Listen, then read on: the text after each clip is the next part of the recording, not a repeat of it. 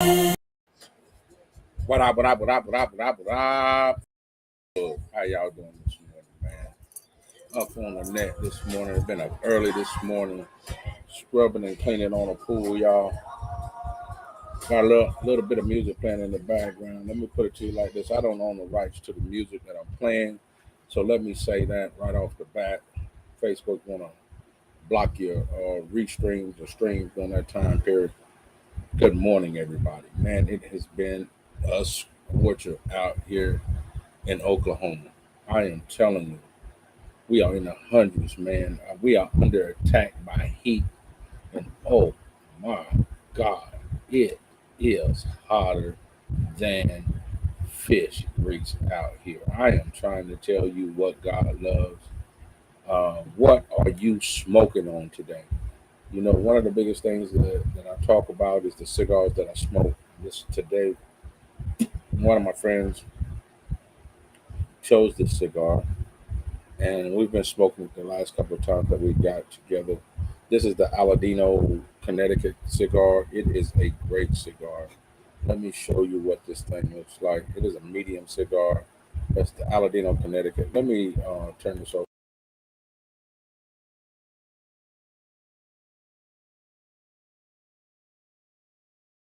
That we're talking about, and I am going to jump up to that page and tell you about it. So the Aladino is a Connecticut cigar with a light brown stick. It uses an Ecuadorian Connecticut wrapper and premium Honduran tobaccos for its binder and filler.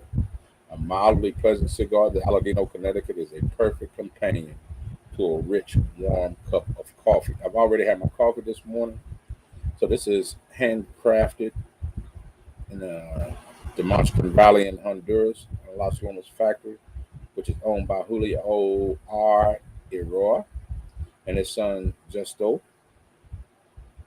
who owns the JRE Tobacco Company.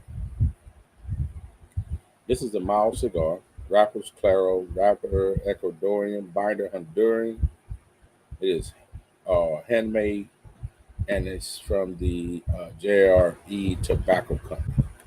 So I was glad to bring this cigar to you today to talk about this cigar. It is good. The taste on it had I had a floral. It's a good taste to the cigar, man. A really good taste to the cigar. I'm getting ready to light it up. Got my cigar. I think this might be a. This is Lotus. Nice cigar. I got the cutter that goes with it.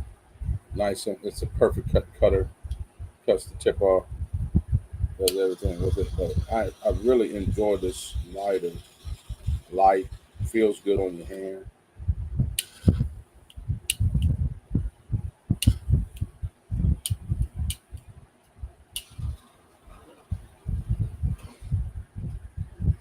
I have to turn it because I have to turn like that because I got this big fan blowing on me so I don't melt out here on the back porch. So I'm out here, yeah, yeah, smoking. Got my glasses on today. In case you didn't know I wore glasses, I do. I should wear them a lot more than what I do, but unfortunately, I have not been wearing them. So here we are again. We are smoking an Aladino Connecticut cigar. Uh, Excellent cigar. Honduran filler.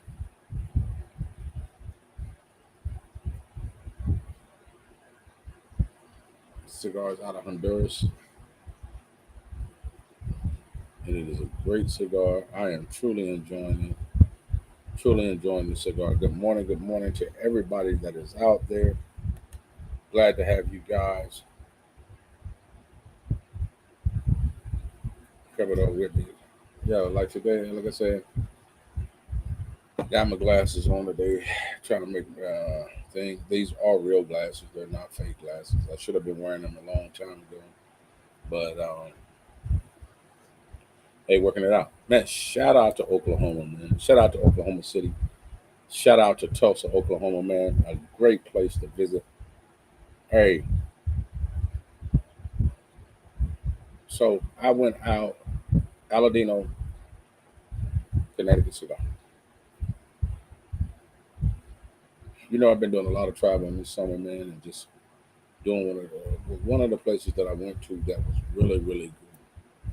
I went to Tulsa, had an event there. Went saw my friends. Shout out to Robert Felicia Center. That's my brother and sister from another mother. Love them both dearly, man. They are my people. You can have people in life, but when I say they're my people, they are my people, man. Those are my people. I love them. They're great people. Couldn't think of a better group of people to be with, hang around with, all of those great things, man. So when you come to life events, just want to say hello to them and shout out to them. Good morning, everybody. Good morning or good afternoon is getting ready to be. Say hello in the comments. Don't just step up and look and not say a word. Say hello in the comments if you got the ability to do it. If not, we will be okay. Today we are just out here chilling on the back porch. Like I said, I'm on this back porch dealing with this mega heat that Oklahoma has right now, and it is wow. It is hot. Look here, what's up? What's up? What's up? What's up? Um, Look, this heat is. Uh, when I say, man, I am telling y'all, I am not. I am not messing around. When I say out here, it is hotter than Pittsburgh. It really is, man. This is hot out here, man. It is. It's hotter than fish grease out here, y'all. I am trying to tell you. Like, what's been so bad about it, man, is that I mess around and got a fungus in my pool, and I haven't been able to get in the pool because of all these hot days. So I worked all day yesterday. She is clearing up. So this afternoon, I should be in some nice, nice, nice pool water, clarifying it. Man, I got to get in here and swim because, God, it is hot out here. It is hot out here. Well, let's get down to business, y'all. Let's talk about some things that we need to talk about. And so I said that I was committed to coming on here and talking about some of the Black History things that go on. So I want to go ahead and do that, get that out the way, talk about some Black History facts.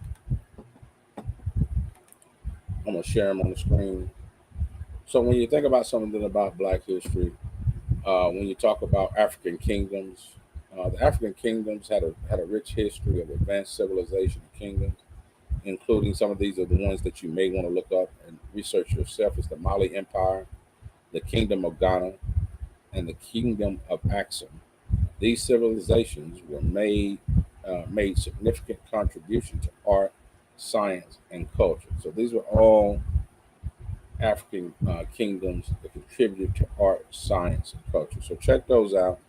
The Haitian Revolution from 1791 to 1804 was a successful slave revolt against the French colonial rule in Haiti. It led to the establishment of the Haitis as the first independent black republic of the Americas.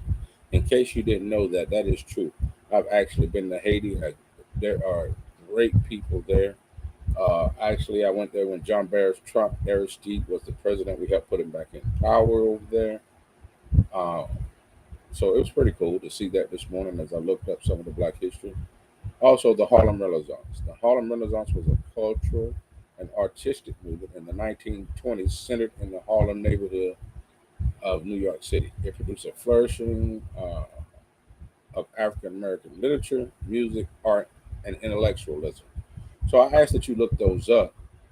And we talked about some black inventors who contributed by black contributions by black inventors, such as Garrett Morgan with the traffic light, Sarah Boone with the ironing board, and the automatic gear shift by Richard Spikes. So I wanted to put those things on there and say that uh, you check those things out. Those are some of the things that I wanted to bring to you guys and share. I'm gonna stop sharing that screen and get back to it. All right. So I may be having some technical difficulties. I don't know if you can see me. You can't see me. Um, but if you can, we're rolling right along because we are live with this particular event going on with it. Hey, look, I am so. I'm going to put this on the screen and the ticker for you to be able to see that.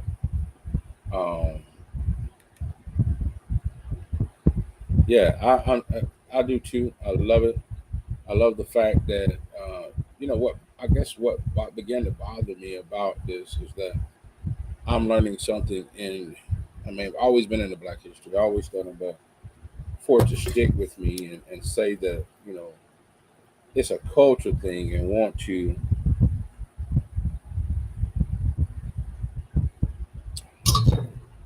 get it to stick not only just with myself but with the younger generation because we really need to know what we do and how we do it. You know what I'm saying? What contributions have we made to the American society? Because we really it's not a thing that teaches us that. It's not a program. I mean, we have them, but you have to go search for them. You know what I mean? And I want it to be abundant. I want it to be out here to where you can see it. It's in your face, a one-click thing. You know what I'm saying? And I want it to be free to young kids to be able to come on and listen to this and talk about it. So that's one of the things that I want to do. I want to do something locally to mentor kids on our culture and our achievements. You know, so the program, I want to call it. I'm not going to call the name because I don't want somebody stealing it. Then the next thing I know, they go out to try Jesus and not me, as Toby and Wigway say, because I don't want to have to lay hands. You know what I mean? But I think I mentioned it before. But I want to get that off the ground to where we are mentoring some kids, mentoring young black men and young black women. Yeah, about the history of our people. That's awesome. That is awesome. The kid says she has been teaching her kids for years, and then the kids at church. And this is one of the things that I want to say that's prevalent. They don't get it in school. They are not teaching our kids our history. They're teaching the history that they want to, that whitewashes what we do. Like you've got people out here like the governor of Florida that's saying that black people benefited from slavery, and those kind of things just it irks me and puts me in a position to say, what the hell? You know what I mean? What does that mean that black people benefited from slavery, that they learned a trade they might not otherwise have? I mean, hell, we learned a lot of stuff from our parents, grandparents, where we came from. I mean, we were queens, princes, and kings to come over and be indentured servants and have to work your way up from the bootstrap bottom for picking cotton. Listen, we've come a long way. There's no ands, ifs, and buts about that. That we have come a long way. Uh, they, they, we've come a long way in America, but it's the fact that, and what bothers me, like I said the other day when I was going on this thing, is that nobody's outraged by the fact that this man said that. You know what I mean? It's like it's quiet. I mean, we get so hey, we get outraged when the cops kill a black man. Well, hell, this man really tried to kill a black culture when he said something like that. And we should be outraged. We should be. It should be so much backlash behind what this man said because black people came to America as an underdog, and have survived. Not only have they survived, they have flourished. You know what I mean? They have flourished. They have taken themselves by the bootstrap, lift off the scraps of people, and made their way to where they are prominent and successful in America. And yes, we do have successful black people. There are a lot of successful black people in America. And yes, our people was forced to come over here. They were. But instead of crying over spilt milk, and we got our ass whooped, we dog sicked on us. I mean, this is not centuries ago. 1960, this shit was happening. It's only, you know, 20, 40 years later that we are actually coming into our own and making significant headway. And even though we were forced to come over here in the United States, I am a black American. That's what I am. I'm black.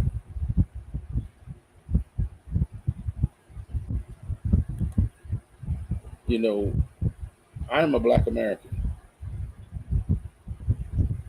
Y'all, that's my brother right there. That's my brother, man. I love you, bro. I've been wondering when you was gonna resurface, man. I love you, man. That's my younger brother right there, and that's a king right there, yo. That's part of the kingship that we have, man. That is my bro, man. I love that dude, man. But what I was saying to you that Black Americans have been picked up by the bootstrap, lived off of the scraps of other people, and turned that into fine cuisines that that people eat. Man, they're eating in the restaurants off of what they traditionally considered to be slave foods. So now it's delicacies. You know what I mean? Oxtail. You know what I mean? Collard greens, fat back. You know they are, and when they eat it, they sit down by the droves and sit down and eat this food, man, and talk about. Uh,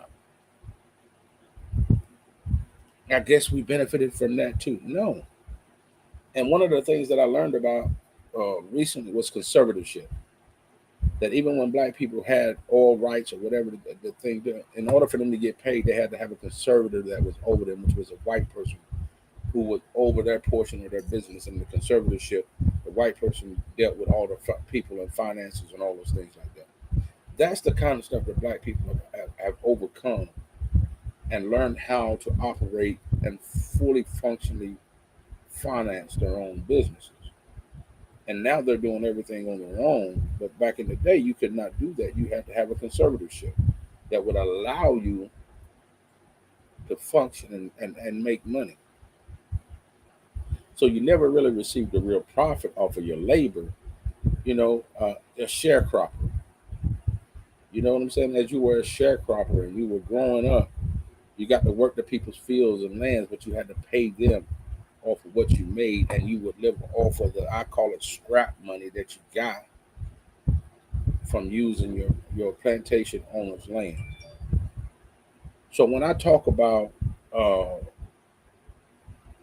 black people, I am extremely proud of it. I'm extremely to be proud to be a black American man. And when I say that, this is what I'm saying to you. It's not that it's racist, not that it's anything else. It's no different than a Jew talking about genocide or what they've been through and all the stuff like that. I'm not taking anything away from what they've done. But we had our own genocide. The only difference is nobody's poured money into us like they've poured money into them. There has not, we just got a Black American, African American museum in Washington, D.C. The Jews had a museum to the Holocaust way before We had a museum in our own country that we helped build, that we fought for, that we have. It's it's just crazy to me. And to preserve our history, our monuments, our places where activities are going, it's paramount that we do that. It's paramount that we stop talking about it and that we start being about it. Creating an atmosphere of intellectual aptitude for our children and culture is important, man. So when I say that, you know, the kid is not the only one that loves being black. I love being black. I do. I love our culture, and we are that ish. We are. We are that ish. There's no ands, if, buts, or maybes about it. We are that the others want to be. They mimic our style. They like our swag. They like our flavor. Ain't nobody has made paper like we made it and make it look so good because that's what we do.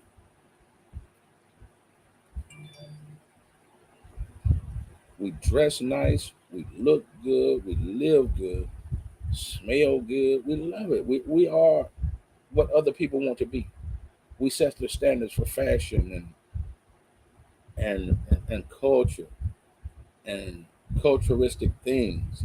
You know, we are an amazing people. But I want to get back up to how back on and start talking about the resiliency of black people. So the resiliency of black people is the fact that black people have come to America being indentured slaves, went from being indentured slaves to working on presentations, got our freedom, and started from ground zero. From ground zero and began to start making stuff. And even when we started making stuff, guess what happened? They get a little bit jealous or mad or say that some brother that mess with a Caucasian, and then they burn a whole city down. Tulsa race riots, burn a whole city down of a prosperous place because you feel like that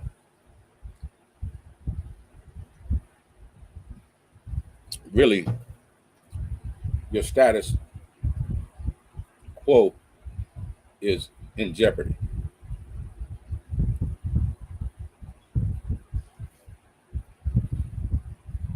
It's mind boggling to me. Yes, Black Wall Street. That's what we call it. I just said Tulsa Massacre because um, that's what it was. It was a massacre of black people, of businesses to turn down. When you look at the thing that's going on in Maui, God bless the souls and the people that are over there. I want to shout out to them to say to them that our hearts and minds and prayers are with you guys. But that when you look at that devastation, that's what Tulsa looked like. That's what Tulsa looked like. It was burnt up and burnt down just like that. And as I went there and I sat in that museum and I listened to the people talk about it and narrate, I was so moved by the narration of the young lady that was there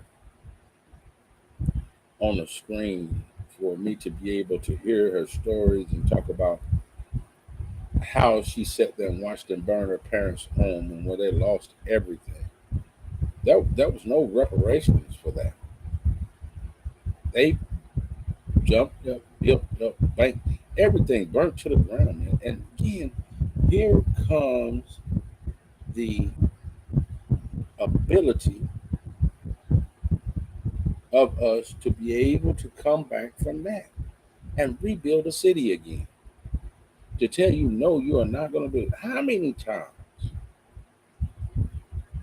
do black Americans have to go through this in order for us to get it? How many times? This has happened over and over and over and over again. And then we got somebody that's out here on the national stage saying that black people benefited from slavery because you got a skill you might not otherwise have. Well, I had a whole bunch of skills before you brought us over here. My ancestors had skills. You know what I'm saying? Civilization is attributed to people of melanated skin, and that's not a lie. That's the truth. So as we were indoctrinated into America, the way we live, our culture, and how we do things, black people became very resilient. We have survived it all. The Huxtables was just not a show. That's the way black people have been living. Black people, black people are a very resilient people. Black men, black women, take nothing away from either one of those skill sets, and they both have different uh, things that they deal with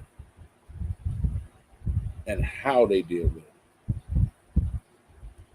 That's what they do. They all have. You know, even with me serving in the military for 28 years, being a part of that organization, loved the organization, loved the people that I worked with. It wasn't always peachy and rosy.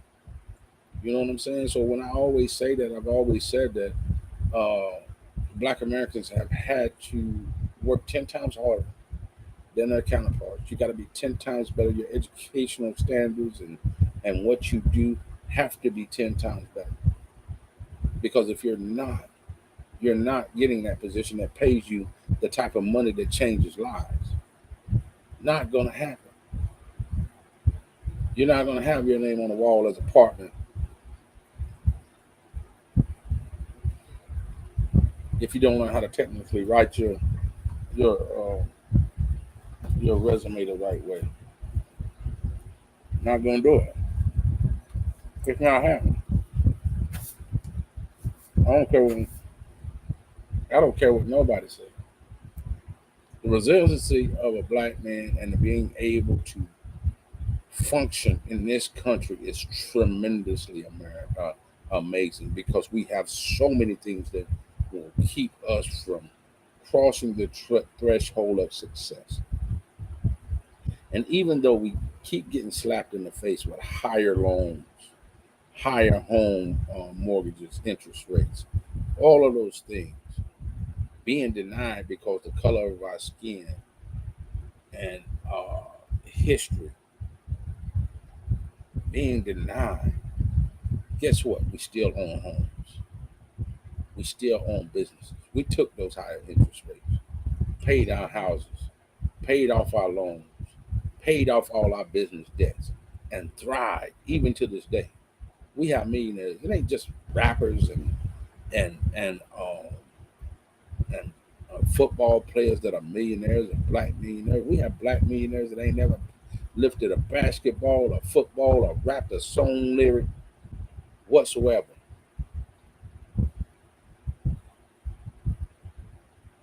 Just haven't. So that's not the only way that you can make it into success. That's not the only way that you can create.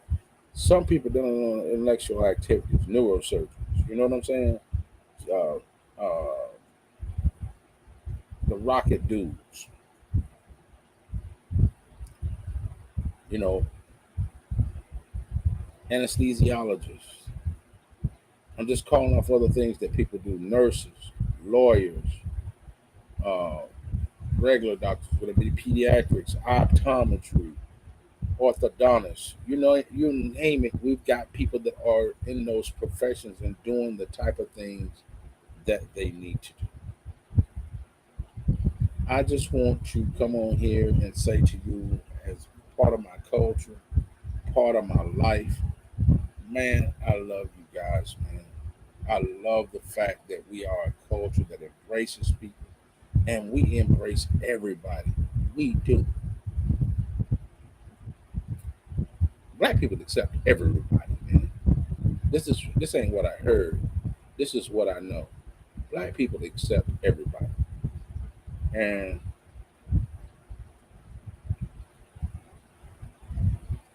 I'm glad we do. I'm glad we're in an inclusive group. Let me tell you, make sure that you cover those items and get things done, man. You have a legacy to live up to. You have a resiliency that you have to show in order to go to the next level. You know, let's get that done. Let's be what we need to be in order to allow our culture to survive, our way of life to survive.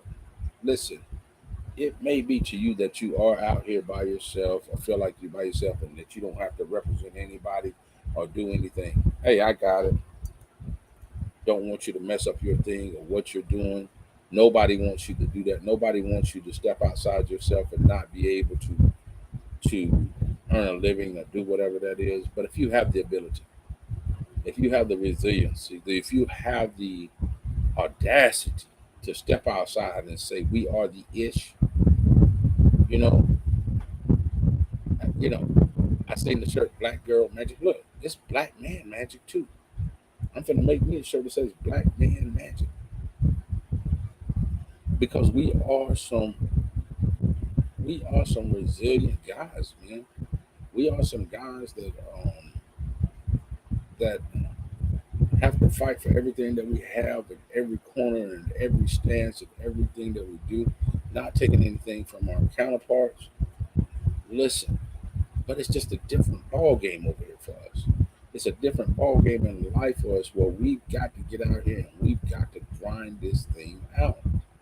And what I'm saying to you is, in order for that to start happening, in order for the world to see, when you think about this when you look across the news. How many positive stories do you see a day on black people doing big things? Think about it. Watch the news tonight and see how many of the stories that you see about black people doing positive things, businesses set up, schools started, one of our teachers or doctors or lawyers being highlighted and talked about how they're going about doing business and helping to help kids and do things of that nature.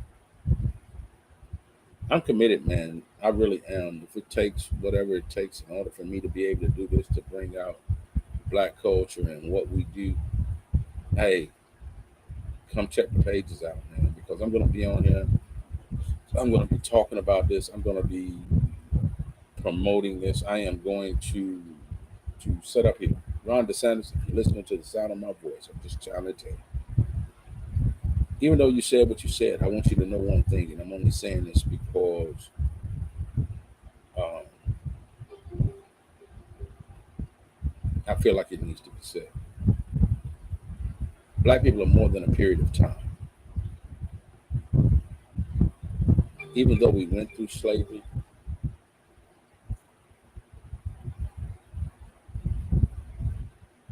it wasn't because we learned to trade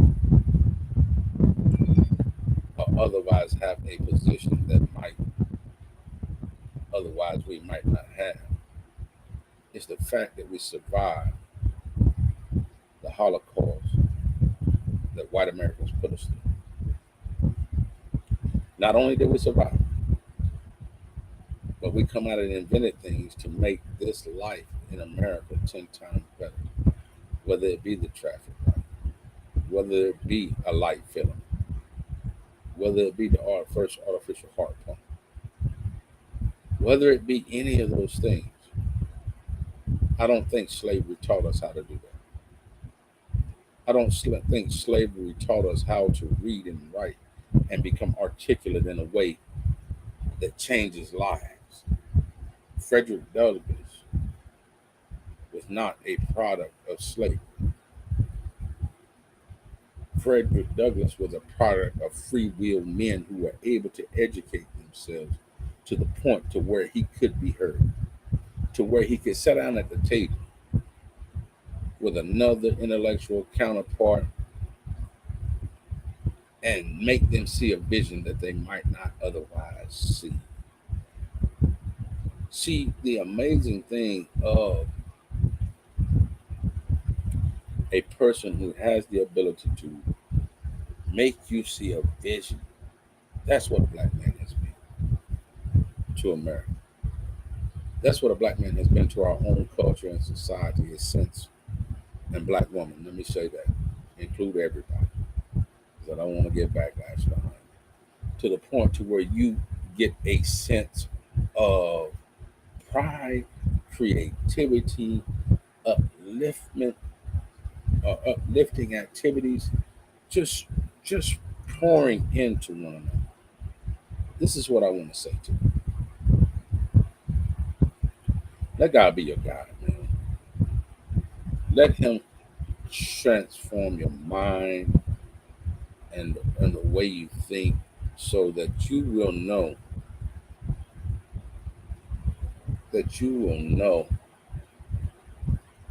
that we are that. We are we are the ability to be able to create and make change. I am so proud to be a part of the black culture that it's not even cuzzo. That's my cousin right there, yeah. Antonio Moulton, man. What's up, cuzzo? I am so proud to be a part of the black culture, man. I'm so proud to be able to present these information and facts to you. I am so proud to let you know we're a part of cultures that we could never be a part of. If you think about it, cigar culture, not only are we in the cigar culture, to be honest, we make the cigar culture look good, man. Look it up. Fashion. You know what I'm saying? We in the cigar lounge making cigars look sexy, selling them, walking billboards because we out here making it do what it does. You know what I mean? That's what we're doing, man. That's what we do. That's how we get down. That's how we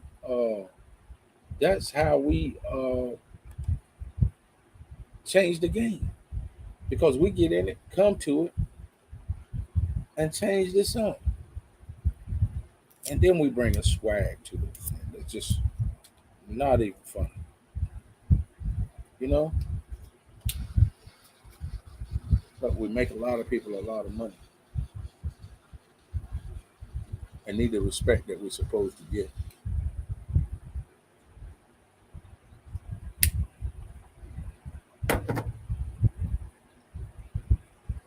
If you want to know something about the African kingdoms that I'm talking about, uh, go in and just Google them, check them out. Hey, it has been a plum pleasing pleasure and a privilege to be able to come to you, talk to you in this manner, and just share some stuff with you, man. Share some of the highlights and the joys that we've had throughout the day.